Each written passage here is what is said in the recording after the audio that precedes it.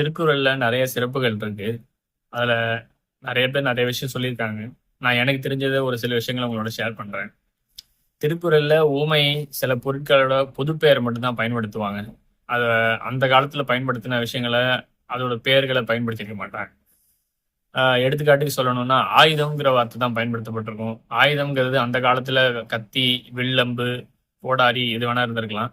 So அதோட பேர பயன்படுத்தாம ஆயுதம்னு சொன்னதுனால தான், இன்னைய வரைக்கும் அது துப்பாக்கியோடயோ, ஏவுகணையோடயோ நம்ம பொருத்தி பார்த்துக்க முடியும்.